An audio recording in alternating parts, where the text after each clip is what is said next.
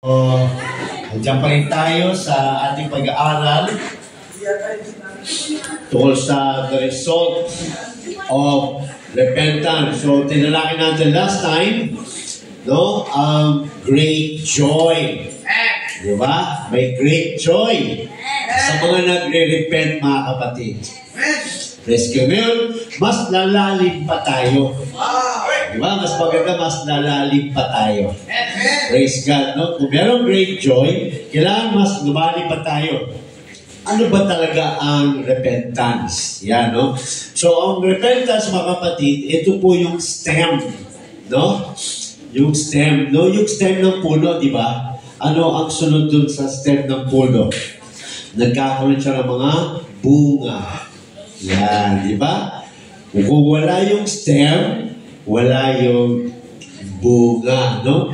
So, hallelujah. So, alam naman natin yung root, yung trunk, no? So, yung stem. Praise God, no? Hallelujah. Kasi sabi dyan, the new birth experience. So, ating topic yun ay the new birth.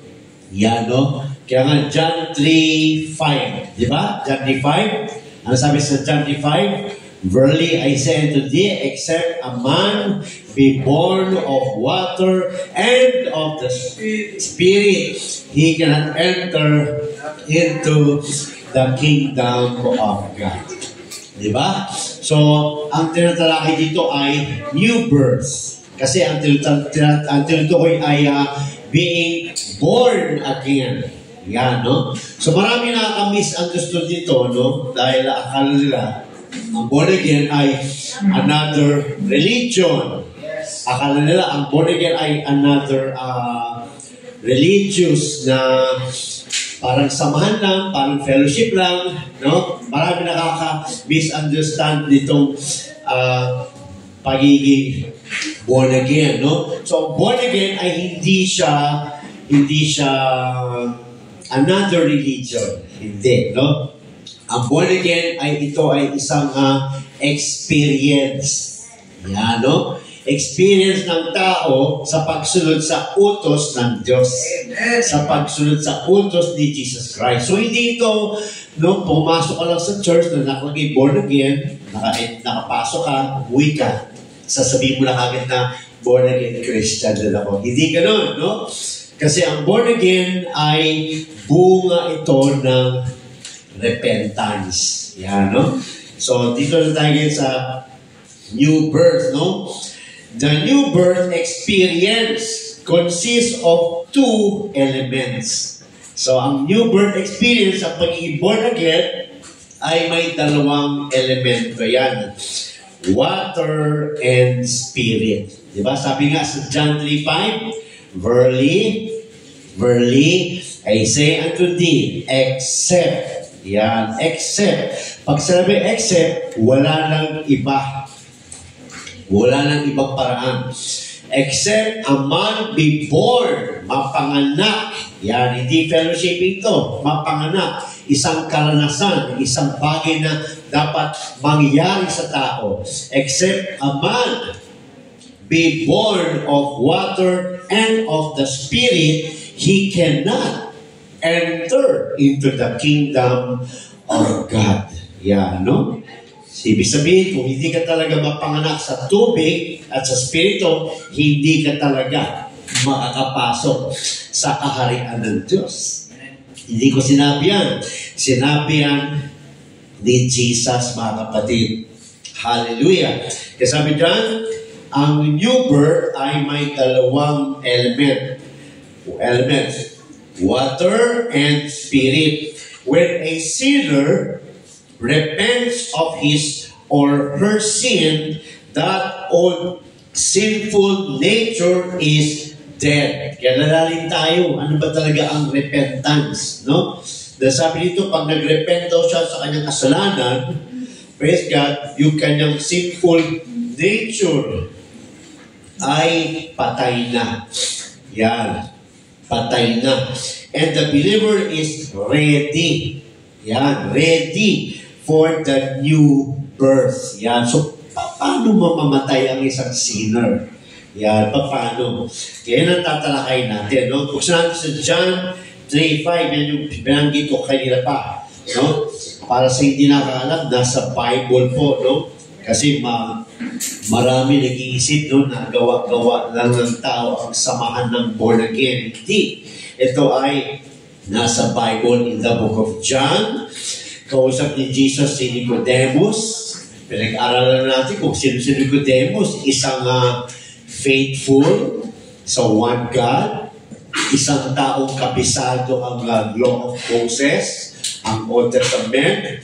Isang taong prayerful, no? Praise God. Ruler of the Jews. Master of Israel. Andun na lahat ng katangian, no?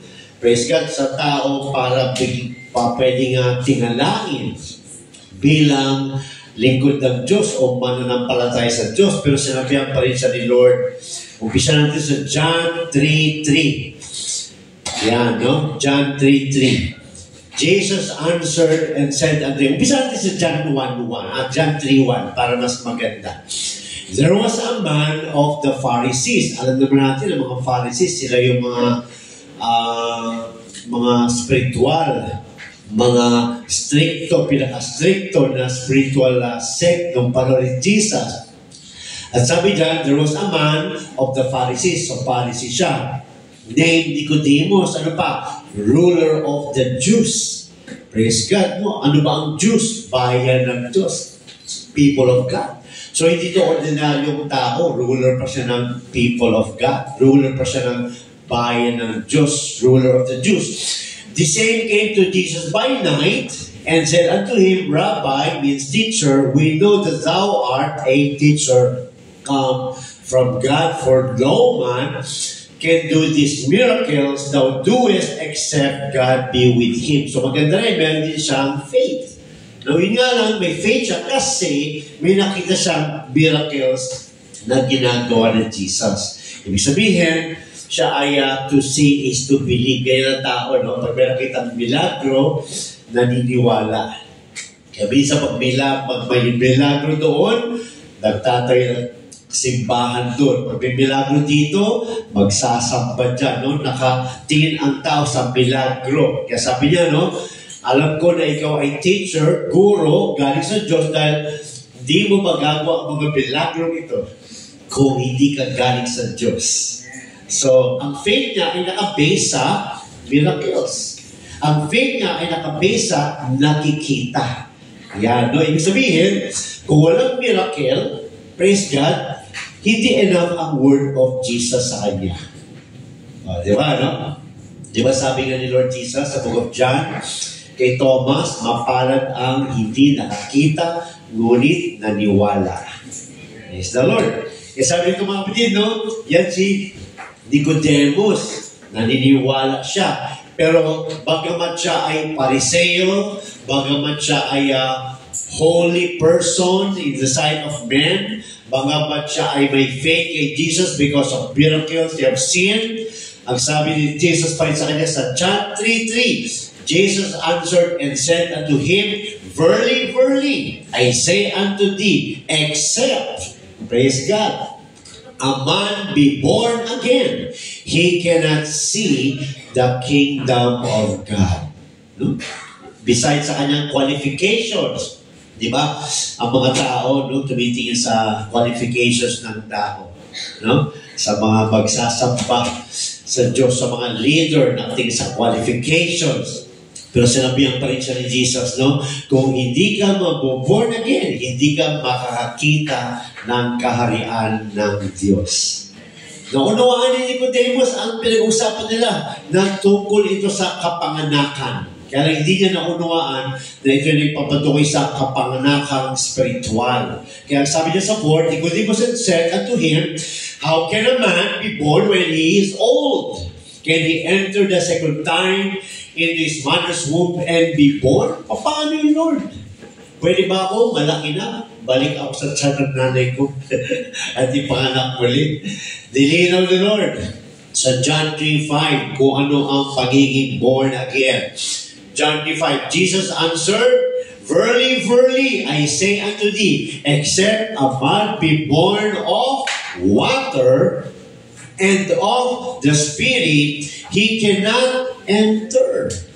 He cannot enter. He cannot enter into the kingdom of God. So, pinapakita lang dito mga kapatid na mahalaga. No? It's a must. Kailangan maranasan ng tao ito bago siya mamatay.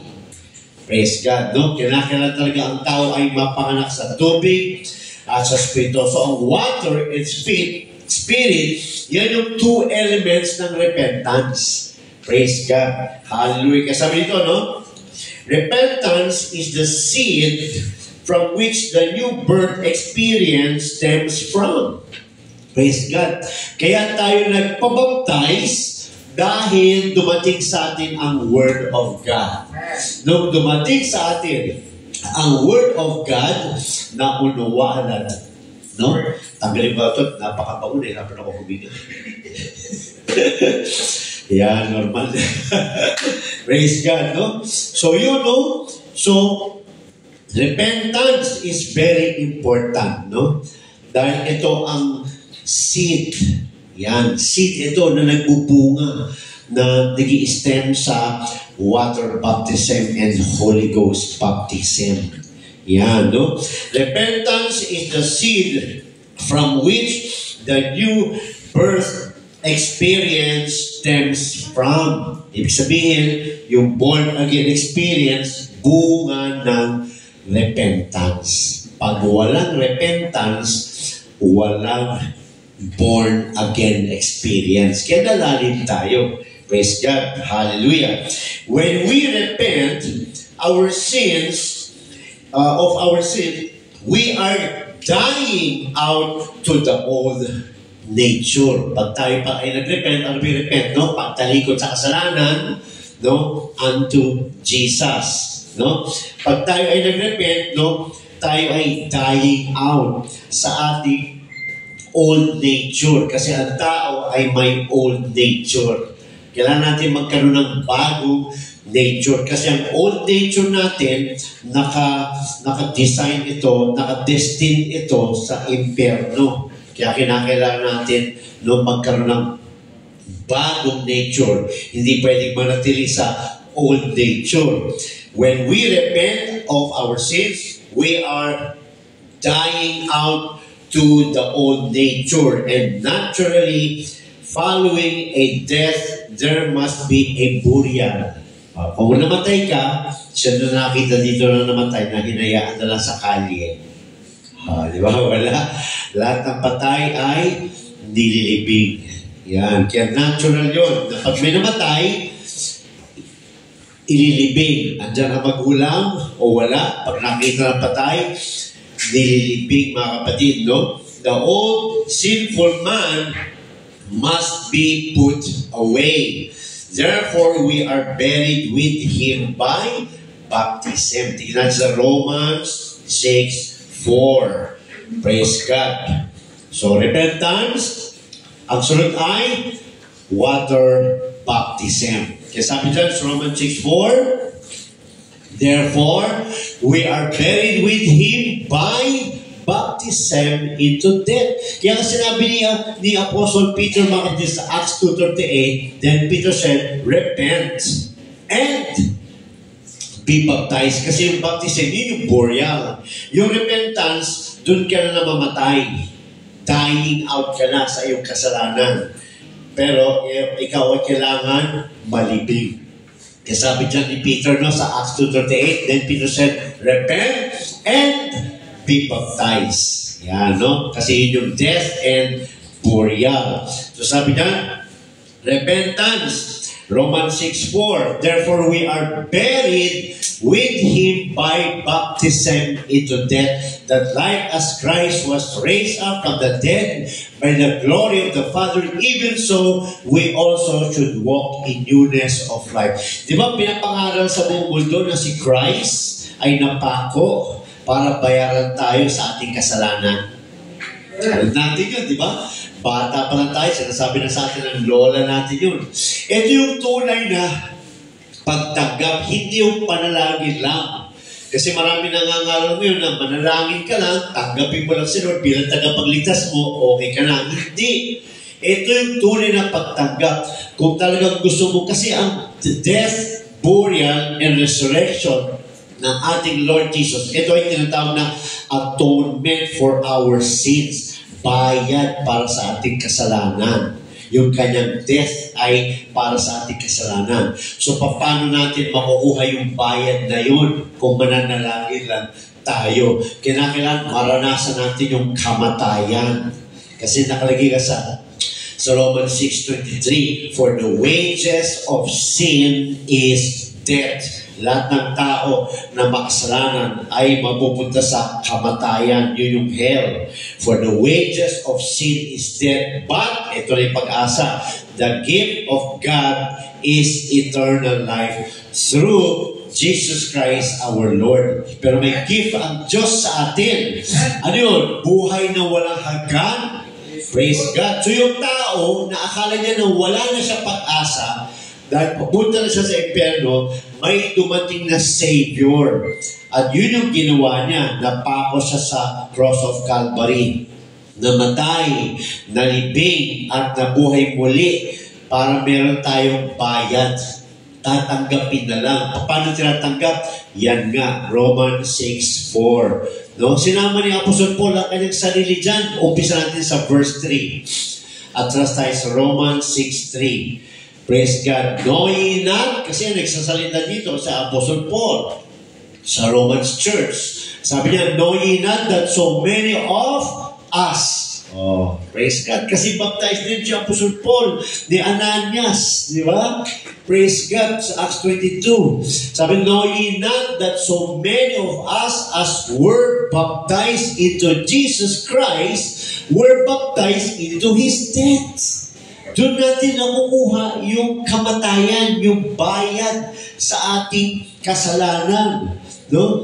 Yung nasabi nga nila, hindi ka na mamatay, may namatay na para sa'yo.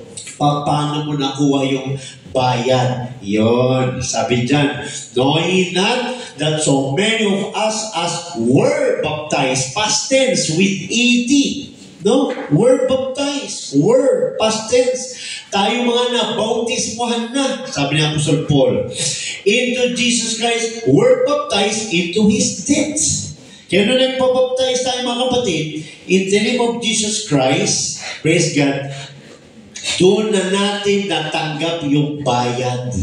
Instead na tayo ang mamatay, siya ang namatay sa atin. Bayad ka na. Paano ka nabayaran? Nung nagpabaptize ka in the name of Jesus Christ. Kaya kahit manalangin ang tao, tatanggapin bilang tagapagligtas, hindi naman baptized in the name of Jesus Christ, wala sa Bible na manalangin ka lang, ligtas ka na. Ang nakalagay sa Romans 10:9 hanggang 13, ang sabi doon, maliligtas, hindi ligtas. Kasi marami gumagamit ng Romans 10:9 hanggang 13. No? Na pag tumawag ka, ikaw ay maliligtas. Ginagawa nilang pag tumawag ka, ikaw ay ligtas na. No, ang sabi sa Bible, maliligtas. Future tense. No? Bakit? Dahil yung mananampalataya, ibig sabihin, susunod sa salita ng Diyos. At ito yung dapat sundin. Mabautismuhan sa pangalan ni Jesucristo. Dahil pag nabaptize tayo in the name of Jesus Christ, tayo ay nabayaran sa ating kamatayan sa pamamagitan ng kanyang kamatayan. Kaya sabi niya sa Romans 6:4, therefore we are buried with Him. Yon. Doon tayo nagbayaran, doon ay babaptize tayo.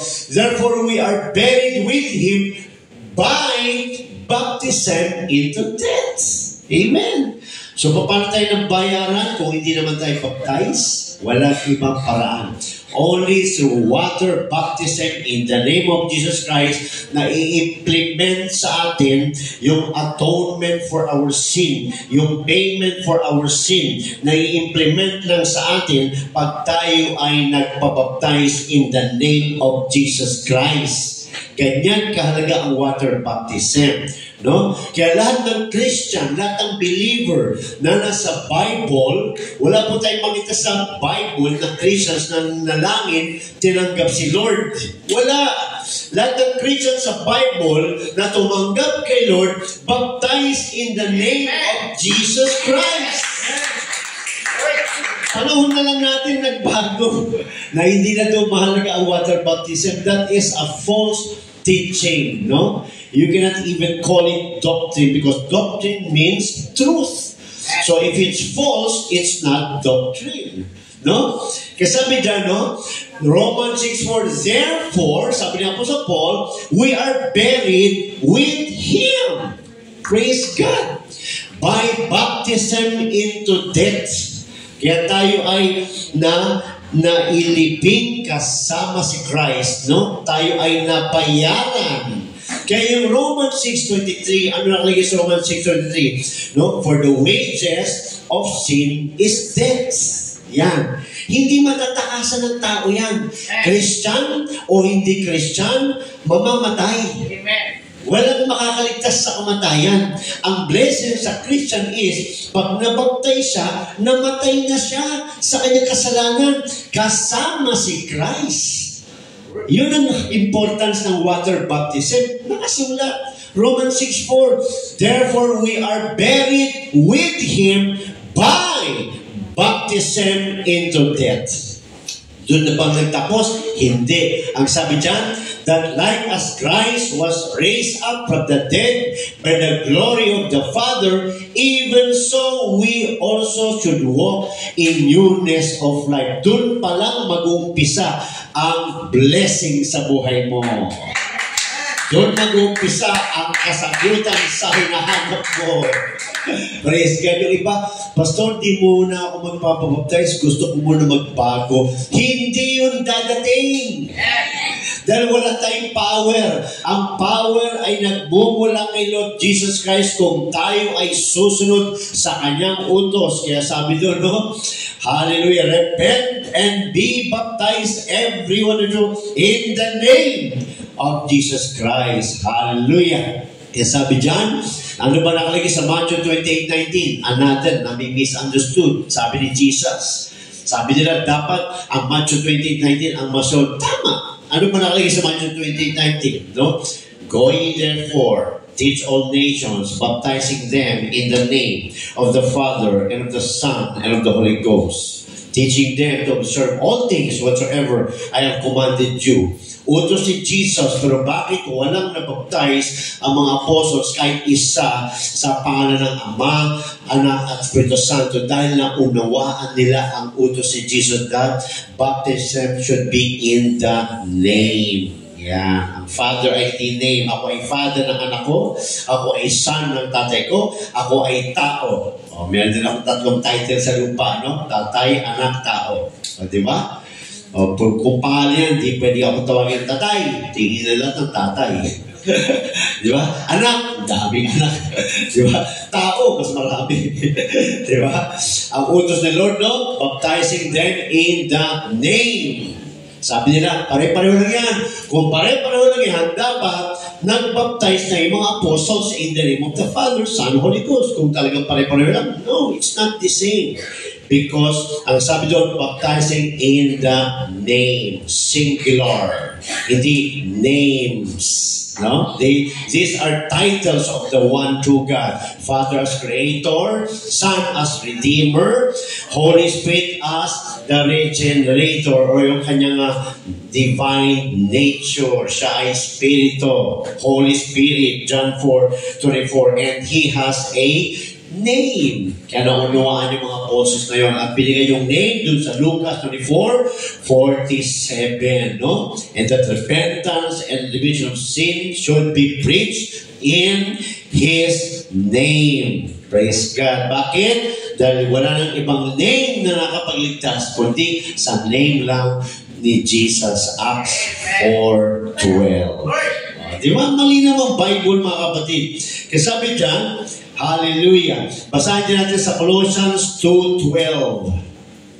Colossians 2:12. Sabi dyan, Praise God. Buried with Him in baptism. Amen. Wherein also ye are risen with Him through the faith of the operation of God who had raised Him from the dead. Kung ikaw ay namatay sa pamamagitan ng baptismo, ikaw ay bubuhayin din sa pamamagitan ng pagtanggap ng Banal na Espiritu.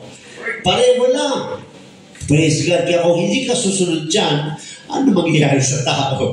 Hindi siya maliligtas. Dahil sabi nyo sa John 3:5, except. Yan. Except a man be born. Di ba? Kailangan talaga maranasan niya ng tao. Sabi sa John 3:6, ang pinanganak sa laman ay sa laman. At ang pinanganak sa Espiritu ay sa Espiritu. Praise God. Sabi niya, Nicodemus, marvel not that I say unto thee. Ano ba yung marvel? Huwag ka magulat, huwag ka magalit, huwag ka magtaka, huwag ka ma-surprise kung sabihin ko sa iyo, kailangan mong ma-born again. Yung mga tao naman, ginawang ano ngayon ng born again, samahan. No, born again is an experience.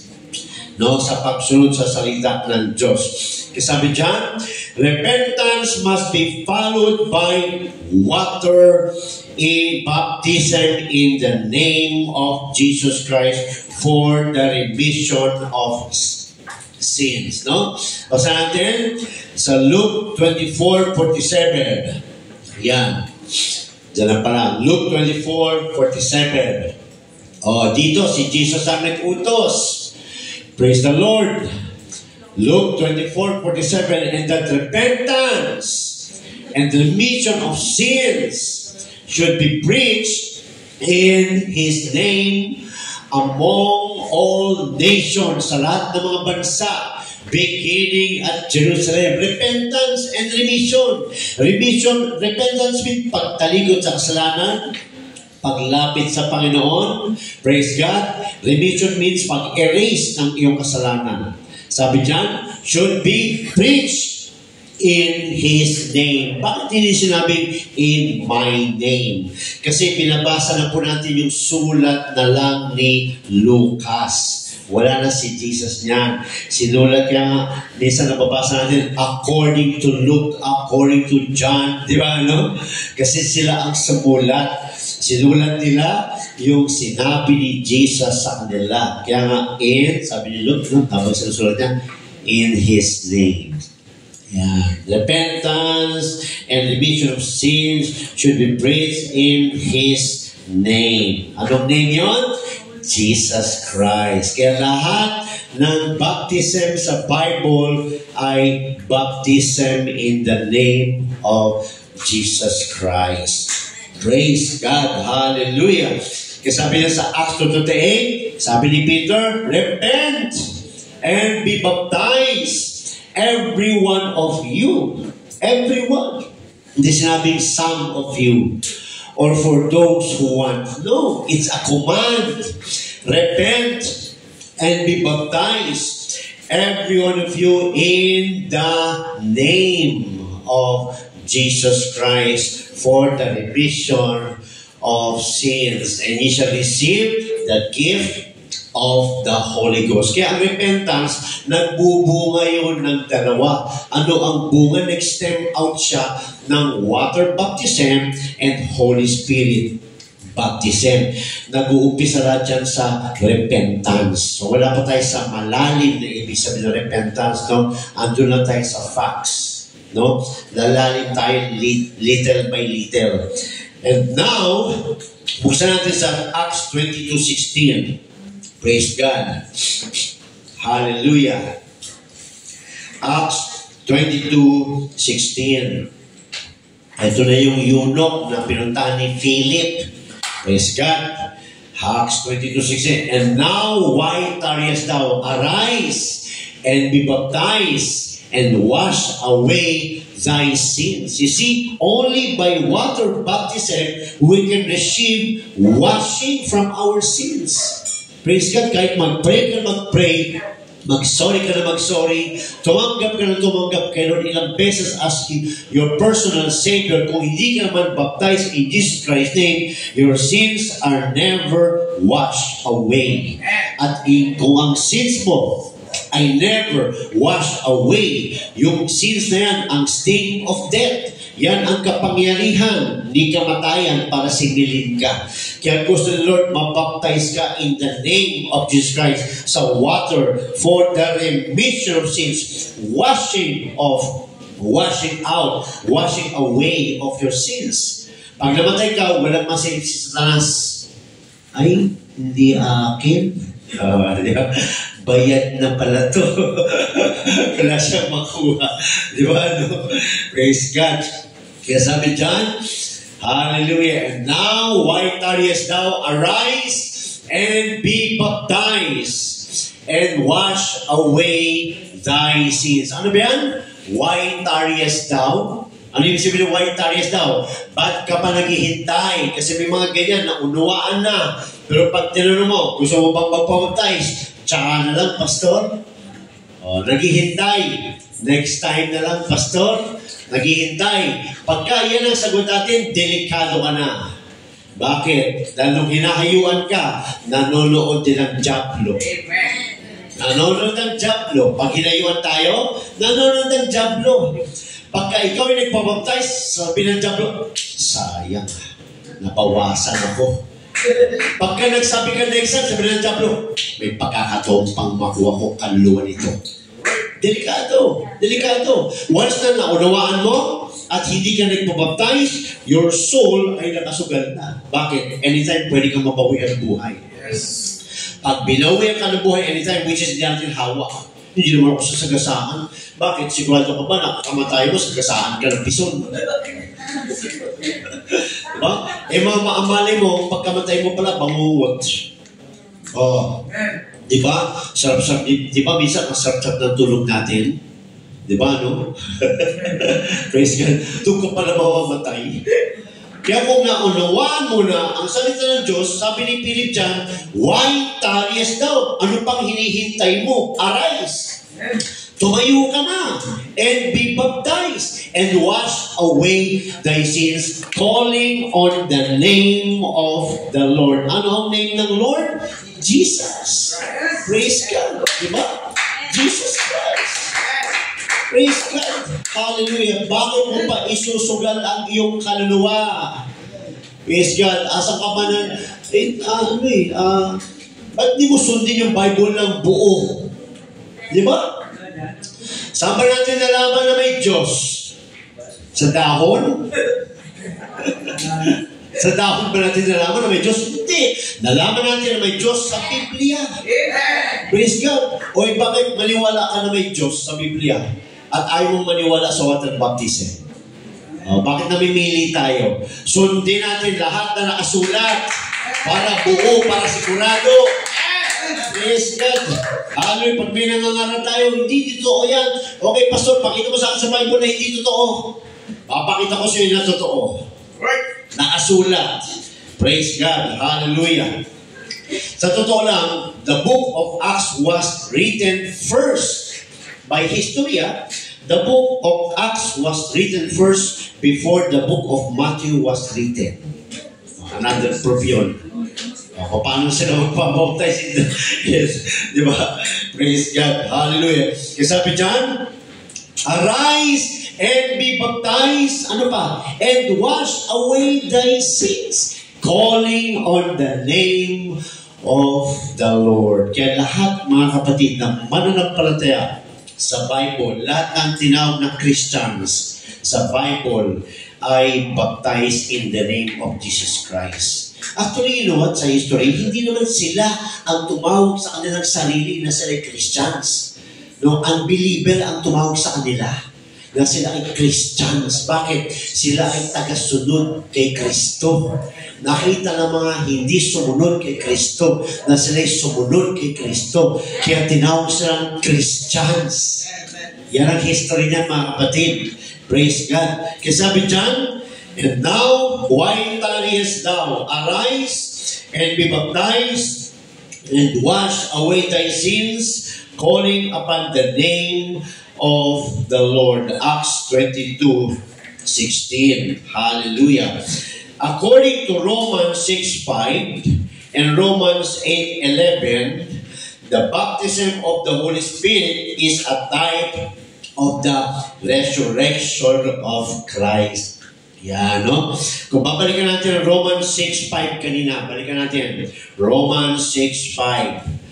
Praise God. Ang sabi sa Romans 6:5, hallelujah. Sabi dyan, for if we have been planted together in the likeness of His death. Kung tayo ay, di ba, namatay si Lord Jesus, tapos nilibing, tapos nabuhay. O, di ba, no? Namatay, nilibing, nabuhay. Pero hindi tapos ang verse dyan. Sabi dyan, kung tayo ay hinantulad sa kanyang kamatayan, kung tayo hinantulad sa kanyang paglibing, paano tayo naihantulad sa kanyang kamatayan paglibing? Yung tinakil natin kanina, no? Sa pamagitan ng water baptism, tayo ay namatay at tayo ay inilibing. Pero ano sinabi sa Romans 6:5? For if we have been planted together in the likeness of His death, we shall be also in the likeness of His resurrection. Ano yun? Kung ikaw ay namatay at nalibing, paano ka mabubuhay? Yun po yung tinutukoy na pagtanggap ng Holy Ghost. Dahil hindi po tayo nabuborn again sa water baptism. Nabuborn again tayo sa pagtanggap ng Holy Ghost. Kaya yung mga nakatanggap ng Holy Ghost, praise God, buhay ka na. Yan, no? Yung mga wala pang Holy Ghost, mag-desire ka ng Holy Ghost. Praise God. Hallelujah. Kasi sabi ko mga kapatid, according to Romans 6:5, basahin din natin ang Romans 8:11. Romans 8 verse 11. Praise God. But if the Spirit of Him that raised up Jesus from the dead dwell in you, kung yung Espiritu na nagbuhay kay Kristo Jesus ay nananahan na sa iyong katawan. Yeah. Yung Espiritu na nagbuhay kay Jesus Christ mula sa pagkamatay ay nasa katawan mo na. Ibig sabihin, natanggap mo na. Yeah. Ano sinasabi dyan? He that raised up Christ from the dead, siyang nagbuhay kay Kristo mula sa pagkamatay. Sino nagbuhay? Si God. Di ba? Shall, sabi dyan, shall also quicken your mortal bodies by His Spirit that dwelleth in you. Praise God. Bubuhay din ng Diyos ang iyong katawan pagtanggap mo ng Holy Spirit. So ano natanggap natin? Spirit of resurrection. Yan, no? Praise God, ang natanggap natin. Spirit of resurrection, mga kapatid. Hallelujah. Sabi niya, no? But if the Spirit of Him that raised up Jesus from the dead dwell in you, He that raised up Christ from the dead shall also, magaganap din sa iyo ang pagkabuhay.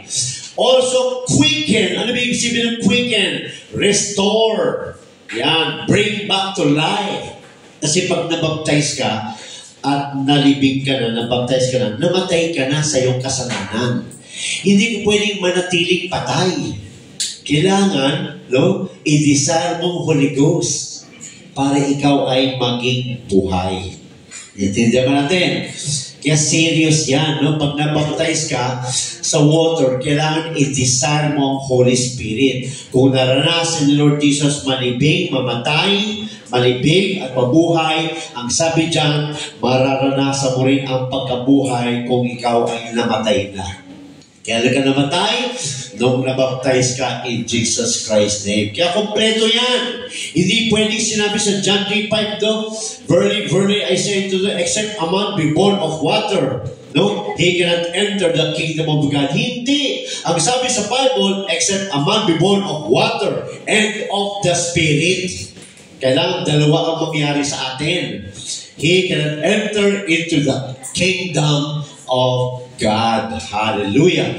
Kaya sabi dyan, shall also quicken your mortal bodies by His Spirit that dwelleth in you. So, ibig sabihin, nung natanggap mo na yung Holy Spirit, yan, nananahan na siya sa iyong katawan.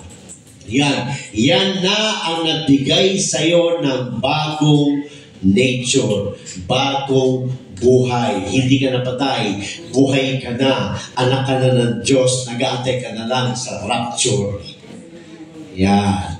Kaya nung hindi ko pa na-receive ang Holy Ghost noon, magsi 6 months na, talagang ginawa ko ng lahat. Kasi may mga ganyan-ganyan pa, no? Parang isda, parang pating. Kailangan para ka ng sword piece. Diretso na. Yun, natanggap din. Praise God. Kaya kung wala ka pang Holy Ghost, i-desire mo Holy Ghost, no? Palalim tayo ng palalim sa repentance mamaya. Ano ba talagang repentance? Bakit di ko matanggap ang Holy Ghost? Yan, no? Praise God. So sabi dyan, hallelujah. According to Romans 6:5 and Romans 8:11, the baptism of the Holy Spirit is a type of the resurrection of Christ. Yun. Namatay si Christ, nailibing, nabuhay. Ganun din tayo. Nabaptize, namatay, nakareceive ng Holy Ghost, nabuhay. So yun yung born of water and of the Spirit. Yun yung born again. Ikaw ay namatay na libing at ikaw ay nabuhay. Yan, no? Hindi yung tinuturo ng iba, no? Nabaptize ka sa tubig, hindi ka pa nakareceive ng Holy Ghost, lumabas ka doon kasi sa tubig, may Holy Ghost na. Wala yun sa Bible. Praise God. Nailibing na daw, kaya paglabas daw ng tubig, may Holy Spirit na. Wala yun sa Bible. Ang nasa Bible, no, para malaman kung ang tao ay nakareceive ng Holy Ghost, sila ay nagsasalita ng iba't ibang wika. Speaking of tongues. Yeah, no? Speaking of tongues, no? Kasi yung pinanggalingin ko noon, ganyan, no? Pag nabaptize ka, pag nalabas ka, may Holy Ghost ka na, dahil lumabas ka na daw sa tubig. Hindi yun totoo. Ginawang figurative, no? Death, burial, resurrection. Figure lang tinignan. Hindi. Kailangan talaga maranasan mo mag-speak in tongues. Yun talaga ang nakareceive ng Holy Ghost. Yun ang tunay na born again. Hindi rin yung memorize. No? Yun ay talaga ang Diyos ang gumagawa. Sabi doon, as the Spirit gave them utterance. Utterance means salita. Ang Holy Spirit ang nagsasalita. Hindi natin memorize. Di ba? Sabi dyan, hallelujah. Jesus tells us in John 14:17 that the world cannot receive this experience. Hindi ito matanggap ng sanlibutan ang experience na ito. Yung experience natin, hindi matanggap ng sanlibutan. Praise God. What Jesus meant was those who are unwilling to give up the carnal things. Ito tunay na repentance, no? Bakit si Cornelius, di ba? Hindi pa baptized, nakareceive ng Holy Ghost. Nag-repent pa. Di ba? Yan ang nilalalim tayo kung ano talaga repentance. Praise God. Kaya sabi nito, no? What Jesus meant was those who are unwilling to give up the carnal things of the world. Praise God. Mga ayaw talaga mag-surrender pa sa mga carnal things nila sa buhay, sa sanlibutan. Yan yung hindi makaranas. Kasi kung gusto mo talaga makaranas, kailangan talaga natin mga kapatid, i-give up na yung mga carnal things natin sa buhay. Kaya maring tanungin natin ang ating sarili, ba't hindi ako nakaka-receive ng Holy Ghost? Baka hindi pa tayo totally nagsosurrender sa ating mga carnal things dito sa lupa. Kaya hindi natin matanggap. Naranasan kayo mga kapatid, for 6 months, hindi ko matanggap kasi makita-kita pa. Pero nung nag-decide ako, hallelujah, na i-surrender talaga, doon ko naranasan ang pagtanggap ng Holy Ghost. Pero mas nalalim pa rin tayo. More than that, what Jesus meant was those who are unwilling to give up the carnal things of the world through repentance. Yan. Cannot receive this wonderful gift. Hindi talaga makakaranas nito. Hindi kasi pwedeng ipagsabay ang gawa sa laman sa gawa sa spirito. Hindi pwedeng sabay yun. Hindi pwedeng sabay. Kung talagang gusto mo maligtas, kailangan mo mag-decide. Kailangan mo humiwalay. Kailangan mo tumigil. Kailangan mo mag-decide. Kailangan mo upuan. Ano ba talagang gusto mo? Yan, no? Praise God, no? Kaya, mag-meditate ka ngayon, ano ba talaga gusto ko? Yeah. Kahit sinong pastor dyan, kahit sinong great preacher dyan, kahit matanda, kahit na baby, kahit na bata, mag-preach dyan, kung hindi mo uupuan at magdesisyon ka sa sarili mo, walang magagawa ang preacher. Tagapagsalita lang ang preacher para i-deliver ang good news, para i-deliver ang hope, para i-deliver ang salvation.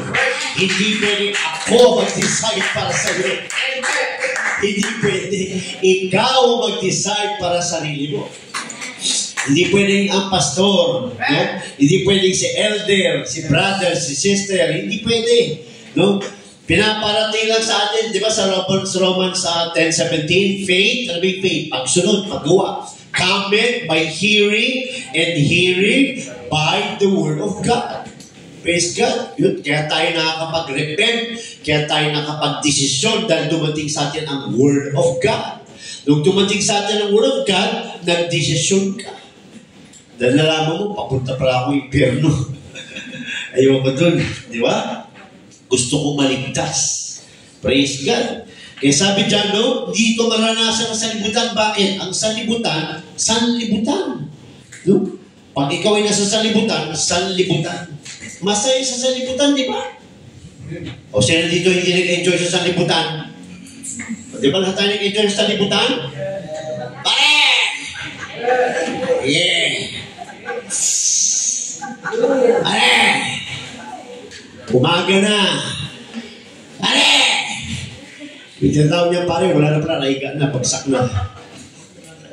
Lahat tayo nag-enjoy sa sanlibutan, pero dumating sa atin ang salita ng Diyos na ikaw ay papunta sa impyerno. Oh, sino na kaharap mo? Si pare pa rin? Hindi na. Brother! Brother. Pag Sunday, brother. Pag Monday, pare! Di ba? Lalalin tayo sa repentance. Mamaya, hawak natin, water baptism, Holy Ghost baptism. Pagdating sa rapture, andun ka pa rin pala. Nakatulog, hawak yung bote. Praise God. Sabi dyan, hindi ma-receive ito ng world. Bakit? Hindi pa rin niya sinosurrender ang kanyang carnal desires. Paano yun mangyayari? Kailangan mo talaga ng total surrendering. Kailangan mo talaga ng one-on-one. Kausapin mo sarili mo sa salamin. Huwag ka lang magpakita. Papagkamala kang saraulo. Kausapin mo sarili mo. Ano ba talaga gusto ko? Di ba? Praise God. Baka may sumugot ko, bahala. Di ba? Ikaw naman talaga bahala eh. Di ba? Kasi sabi dyan, the world cannot receive this. Hallelujah. Because they are unwilling. Unwilling. Praise God. Hindi willing to give up the carnal things of the world through repentance. Hallelujah. Cannot receive this wonderful gift. A person cannot receive the Holy Spirit before repentance. O bakit naman, Pastor, si Cornelius? Hindi naman nakapag-repent yun. Ba't na-receive ang Holy Ghost? Yan, pupunta na tayo dyan. Mas lalalim na tayo. Di ba? Bakit? Wala namang time sila doon para mag-repent ka. O ba't na-receive ka agad ng Holy Ghost? Wala pa nga silang water baptism eh. Yan, lalalim na tayo ngayon. Praise the Lord. Hallelujah. Sabi nga, no? Repentance must come before water baptism and the infilling of the Holy Spirit. Praise God. Repentance para talaga ang dapat mauna. Bago water baptism, bago Holy Spirit baptism. Praise God. Dahan-dahanin ko baka mawala ako. Praise God. So sabi nito, no? Hallelujah. Repentance cannot receive the Holy Spirit before repentance. A person cannot receive the Holy Spirit before repentance. So ano repentance ang pinag-uusapan dito? Yun ba yung pagtigil lang sa kasalanan? Paano kung gusto mo na ngayon? Gusto mo na ngayon, di ka pa nakapag-repent. Kasi ang iba kasi, naunuan ng iba sa repentance, yung tigil lang. No, tigil lang. Ang pinag-usapan sa repentance, mga kapatid, is the heart. The heart. Ang heart ang pinag-uusapan dito. Praise God. Marami nag-repent tumigil lang Pero bumalik. Kasi hindi kasama ang heart. Kaya after baptism, after Holy Ghost baptism, wala lang yun. Balik sa dati. Nagagawa pa rin yung dati. Kasi wala talaga yung true repentance. Iba yung repentance sa true repentance. Ang true repentance kasi, nag-umpisa talaga sa heart. Nag-isip talaga na nasaktan niya talaga si Lord. Diba? Ang true repentance kasi talaga, may godly sorrow. Na kahit anong mangyari dyan, pag may godly sorrow yan, talagang mag-commit yan. So yung water baptism, bunga yun ng true repentance. Kaya siya nagpabaptize dahil nakatutok lang siya dun sa salvation, hindi. Kaya siya doon nagpabaptize dahil meron talaga siya, sorry, yun palang nagawa ko. Yun. Praise God. Kaya na si Cornelius, nakatanggap kagad sila ng Holy Ghost. Bakit? Tama na Di ba prayerful siya? Matulungin siya. Ang heart niya nasa right. True heart person siya. True-hearted person siya. Ang kulang lang niya, malaman yung Word of God. Praise God. Kaya nung narinig nila yun, naramdaman nila yun sa heart nila. Ano sabi sa Acts 2:36? Nung sinigaw ni Peter, yung pinako nyo, yun yung Panginoon. Ano sabi sa Bible? And they were pricked in the heart. So itong tanong, nung nagpabaptize ka, nagkaroon ka ba muna ng breaking in the heart? Diyan mo masasabi yun. Wala pala ako nun sa true repentance Nag-focus ako sa water baptism. Kaya after water baptism, hindi ko ma-receive ang Holy Ghost dahil wala talaga akong true repentance. Hindi ko talaga pinag-isipan yung nagawa ko kay Lord. Hindi ko talaga pinag-isipan yung ginawa ni Lord para sa akin. Nag-focus lang ako sa salvation. Kaya after water baptism, okay na ang feeling ko. Nung na-receive ko Holy Ghost, okay na ang feeling ko. Kaya madali mong pinagpapalit yung water baptism tsaka yung Holy Ghost baptism, madali mong pinagpapalit. Then originally, sa history mo, wala ka talagang true repentance. Nalaman mo lang na papunta ka sa impyerno. Kaya kailangan mo magpabaptize at makareceive ng Holy Ghost. Pero kung babalikan mo yung repentance mo talaga, wala ka talaga dun sa true repentance. Andun ba tayo? Sa true repentance. Kaya may mga tao na pinagpapalit. Kita mo, in line yung devotion, you have left your first love. Bakit nangyayari yung leaving of first love? Kasi from the first time pa lang, wala ka talagang true repentance. Ayaw mo lang masunog sa apoy. Kaya ka nagpabaptize. Ang tunay talaga, hindi nakafocus sa apoy. Hindi nakafocus sa fear. Nakafocus sa love ni Christ. Nakafocus sa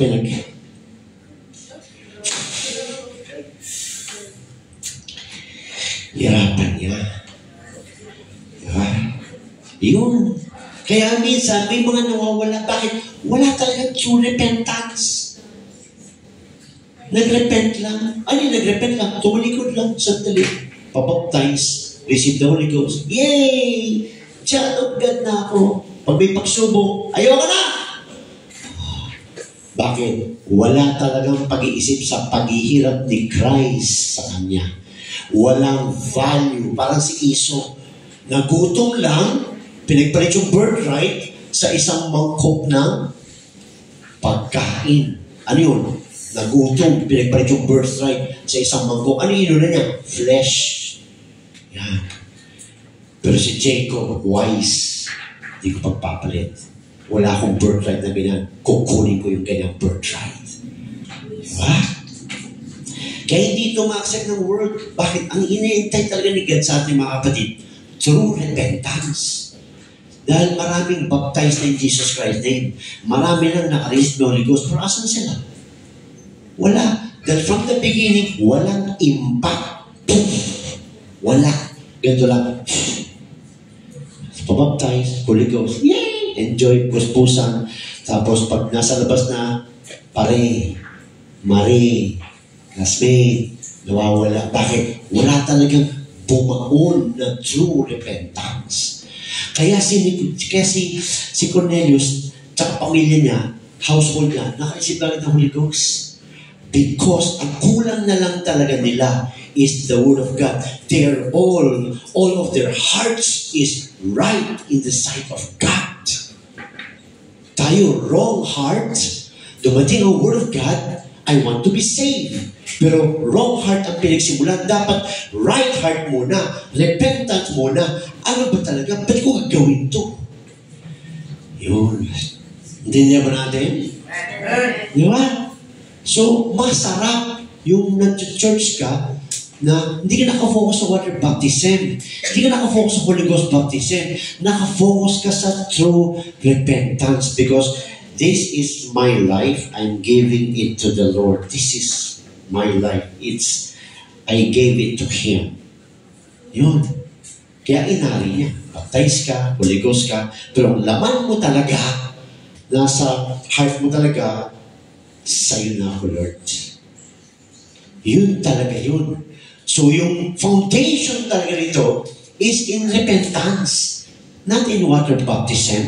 Water baptism saves. Holy Ghost baptism saves. Pero that is the stemming out of what's in your heart. Matibay. Kaya kahit bagyo, gumagano lang siya. Matibay.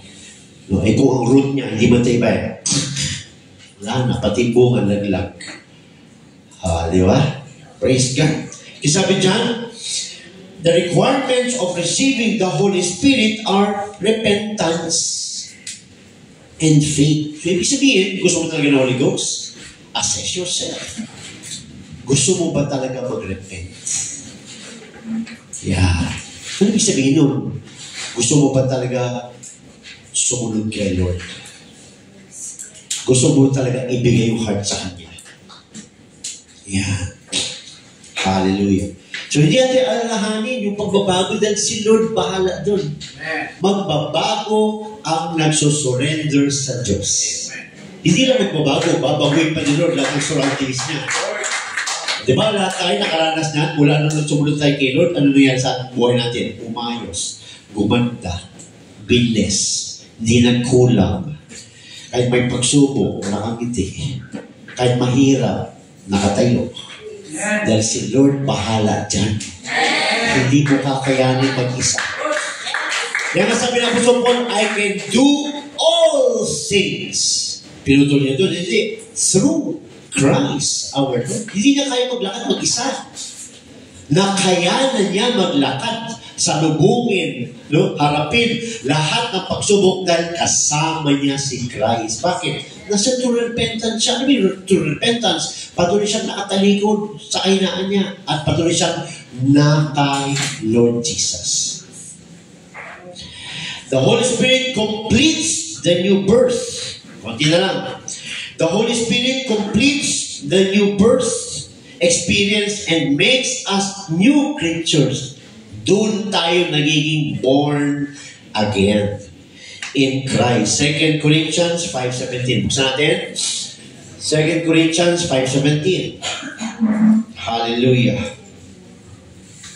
Sabi dyan, therefore, If anyone be in Christ, so how to be in Christ? Kasi marami nagtuturo niya. To be in Christ is to follow Him, have a good life, Christian living. No. To be in Christ is to be baptized in the name of Jesus Christ and to receive the Holy Ghost. That's how to be in Christ. Amen. He is a new creature. Paano ka magiging new creature? Because of receiving of the Holy Ghost. Being born again. Kaya may bago kang new creature. New nature. Yan. All things are passed away. Behold, all things are become new. Lahat ng luma, wala na. Lahat ay binago na niya. Praise God. Hallelujah. A new heart. Sabi ni Lord, no? Ezekiel 36. Ezekiel 36, 26 to 27. Ezekiel 36, 26 to 27. Ano sabi ni Lord? A new heart also will I give you. Bibigyan ka ni Lord ng bagong puso. And a new spirit will I put within you. Bibigyan ka rin, Lord, ng bagong spirito. And I will take away the stony heart out of your flesh. Tatanggalin niya na yung puso mong manhid, yung puso mong bato, walang pakiramdam. And I will give you an heart of flesh. Kaya tayo nagiging iyakin. Malambot. Di ba? Sabi na ng lalaki, umiyak. Samantala mga lalaki dito, mga iyakin. Kasi, new heart of flesh. Gagawin niyo, Lord, na sensitive, aware, loving.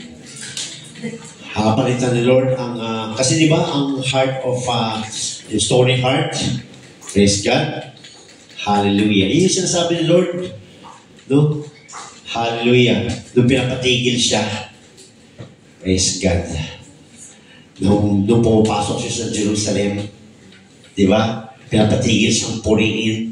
Pinapatigil yung mga tao. Utuso mo yung mga followers mo na tumigil sa pagpuri sa'yo.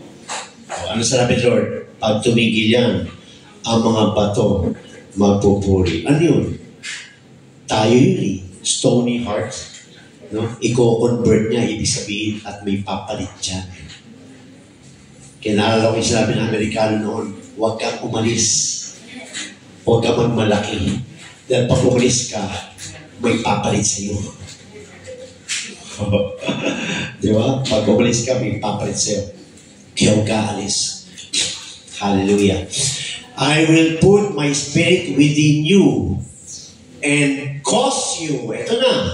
Masyadong nag-aalala ibang tao paano sila magbabago. Unahin muna natin, sundin ang susi at ang Diyos ang bahala. Pag sinunod na natin ang susi, bibigyan ka ni Lord ng new heart, bibigyan ka ni Lord ng new spirit, at ano sabi dyan? And I will put my spirit within you and cause you to walk in my statutes. At yung spirito na ibibigay ko sa iyo, ilalagay ko sa iyo, yan din ang magtuturo sa iyo paano lumakad makasunod sa akin. Yan, no?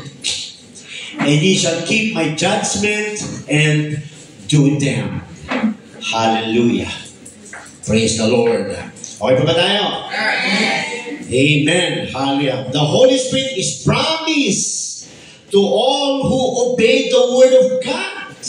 Promise yan. Sabi nila, ang Holy Spirit na para lang sa mga apostol. No. Ang Holy Spirit na pinamis ni God ay para sa lahat. Ano nakalagay sa Joel 2:38? No? I will pour out my Spirit upon all flesh.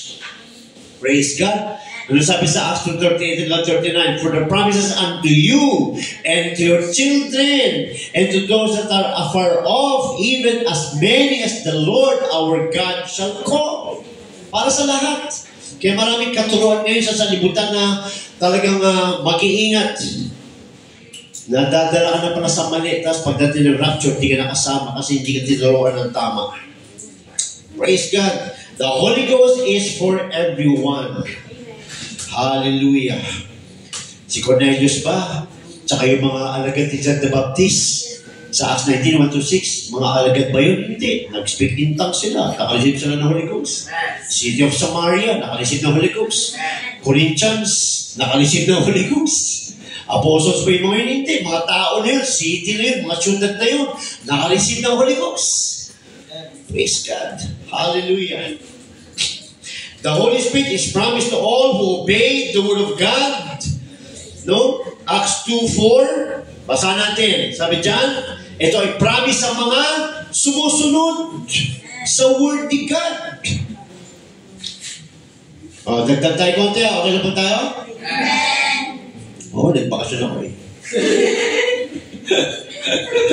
Praise God. Bawi konti. The Holy Spirit is promised to all who obey the Word of God. Acts 2:4. Basta natin Acts 2:4. And they were all filled with the Holy Ghost and began to speak with other tongues as the Spirit gave them utterance. So naranasan nila. Basta natin sa Acts 2:38 and 39. Yan, nabanggit ko na kanina. Acts 2:38, 39. Ganda to eh. Then Peter said unto them, repent and be baptized every one of you in the name of Jesus Christ for the remission of sins, and ye shall receive the gift of the Holy Ghost. For the promise, verse 39, for the promise is unto you, and to all, and to your children. Pati sa mga anak. Anak ko, 10 years old, nakareceive ng Holy Ghost.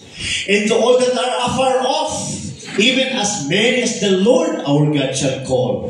Promise para sa lahat. Praise God. Acts 5:32. Praise God. Basta natin, Acts 5:32. Praise God. And we are His witnesses of these things. Doon tayo nagiging saksi. And so is also the Holy Ghost, whom God had given to them that obey Him. Paano ka makanisip kung ayaw mo mag-obey? Kaya receiving begins in obedience. Bakit? Bago nangyari sa kanila ito, may utos ang Diyos. Buksan natin, Acts 1:4. Sabi sa Acts 1:4, praise God. And being assembled together with them, commanded them that they should not depart from Jerusalem, but wait for the promise of the Father which said ye have heard of me. Ang kinusap ni Lord Jesus doon, 500. Sinong sumunod? 120 lang. So yung 120 lang na nag-obey, yun lang ang nakareceive ng Holy Ghost. Yung 300 plus umuwi sa kanya-kanilang mga bansa. Praise God. Hallelujah. So sino-sino nandun mga kapatid, no? Sabi nga sa Acts 1:8, no? Sila ay naging witnesses. Ito yung power, di ba? Acts 1:8. But ye shall receive power after that the Holy Ghost is come upon you, and ye shall be witnesses unto me both in Jerusalem and in all Judea and in Samaria and unto the uttermost part of the earth. Praise God. Kaya sila witnesses. Bago sila makapag-witness, sila muna ay nakapag-witness. Naranasan muna nila bago nila pinreach. Yan. No? Hallelujah. So, tignan natin kung sino-sino ang nagsunod. Sino-sino ba yung nandun? Sino-sino ba yung nakareceive dun sa Acts 2:4? Acts 1:13. Ano sabi sa Acts 1:13? And when they were come in, they went up into an upper room. Yan, inutusan sa Lord na huwag kayo umuwi. Praise God. Manatili kayo hanggat babaan kayo ng Holy Spirit. Promise. Where about both Peter, yan yung mga nasa upper room, and James, and John, and Andrew, Philip, Thomas, Bartholomew, and Matthew, James, the son of Alphaeus, and Simon, Zelotes, and Judas, the brother of James. These all continued with one accord in prayer and supplication with the women. And Mary, the mother of Jesus, and with his brethren. Kasama si Mary. Praise God. Nakareceive ng Holy Ghost. And in those days, Peter stood up in the midst of the disciples and said, the number of the names together were about 120. So, out of 500, 120 lang ang sumunod sa utos, kaya 120 lang ang nakaranas makatanggap ng Holy Ghost. Praise God. Hallelujah. Kaya sabi dyan, sila ang mga nakasaksi dahil sila ang mga sumunod sa utos. Praise God. Hallelujah. Kaya sabi dyan, no, John 3:3.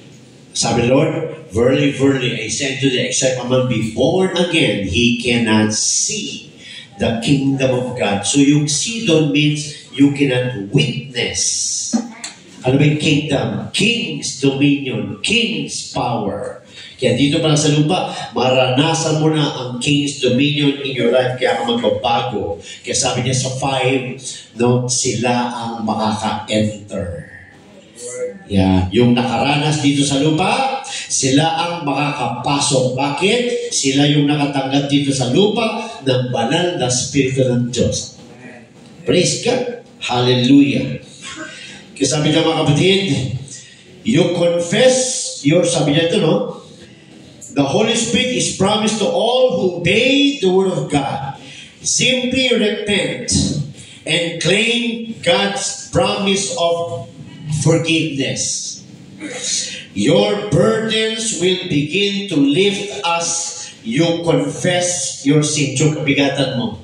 Kung talagang naunawaan mo na gusto kang iligtas ni Lord at naramdaman mo talaga, sabi nga sa Acts 2:36, they were pricked in the heart. Nasaktan sila dahil pinako nila yung Savior na padala ng Diyos. Naramdaman talaga nila. Yun yung true repentance. Nagpapaptay silang lahat, mga kapatid. Praise God. 3,000 souls ang nagpapaptays kaagad. At sabi dyan, simply repent and claim God's promise of forgiveness. Your burdens, kabigatan sa buhay mo, will begin to lift. Itataas siya ng Diyos. Pagkagaanin niya ng Diyos. As you confess your sins before God and start to feel His love and mercy. Yan yung true repentance. May pakiramdam ka nung nagpabaptize ka. Hallelujah. And natural response to this feeling is to worship God. Kaya kung gusto mo makareceive ng Holy Ghost, huwag mo isipin yung katabi mo mamaya.